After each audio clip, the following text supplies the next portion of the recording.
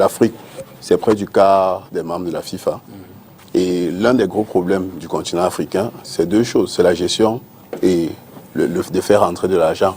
Parce que si les Européens parlent beaucoup, si nos joueurs vont en Europe, c'est parce qu'ils ont des salaires conséquents, ils ont des infrastructures conséquentes, ils ont une organisation conséquente. C'est-à-dire que pour pouvoir avoir la performance qu'ils ont, par exemple, comme on a cité Liverpool, pour avoir la performance qu'ils ont à Liverpool, il y a un certain nombre de choses qui sont faites, c'est-à-dire qu'en termes d'infrastructures, de préparation. Donc il est important que nos fédérations, de façon globale, se gèrent mieux, qu'il y ait de la bonne gouvernance, que le football sur le continent africain soit développé, parce que tant qu'on ne le fera pas, on va exporter nos joueurs et ce risque-là, parce qu'en réalité, lorsque les clubs européens décident de faire quelque chose, ils le décident et ils le font.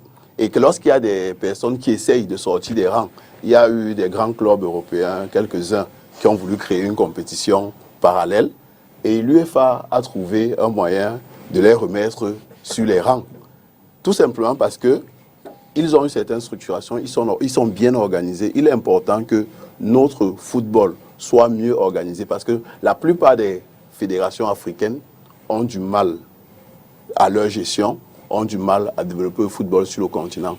Tant qu'on ne le fera pas, on aura plus ou moins cette difficulté-là à retenir nos meilleurs joueurs. Parce que si nos meilleurs... Ça, c'est le point totalement interne. Je ne sais pas ce qu'il y a une coloration. Non, mais en fait, c'est la prochaine question que je voulais laisser terminer. Moi, je pense sincèrement qu'il y a un lien... Le jour où Messi décidera d'aller jouer en Amérique, il ira jouer en Amérique, même s'ils ont un championnat par ailleurs bien organisé en Argentine. Sauf qu'il y a la notion d'attrait.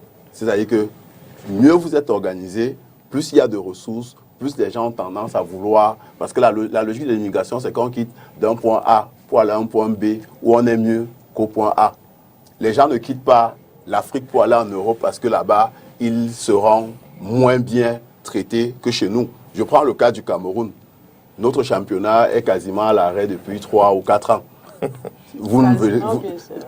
Non, je préfère dire quasiment parce que j'ai quand même regardé les filles jouer une certaine compétition. Donc, je peux au moins dire que j'ai vu ça. Mais maintenant, on est quasiment à l'arrêt. Ces joueurs-là, si nos joueurs décident de rester sur place, c'est-à-dire que si on décide que ne partez plus en Europe, restez sur place, où est-ce qu'ils vont jouer? C'est ça la grande question. Parce que le respect se mérite. On ne respecte pas quelqu'un tout simplement parce qu'il a dit que respectez-moi. Il pose des actes qui imposent le respect. Il y a le grand frère qui est face à nous. Je me rappelle, il y a un match contre Müller où il se fait respecter en tant que footballeur. Mais maintenant, si nous passons le temps à mal gérer notre football, nous passons le temps à ne pas organiser notre football, à ne pas développer notre sport, il est clair que nous ne serons pas respectés. D'accord. Ce respect-là... Et c'est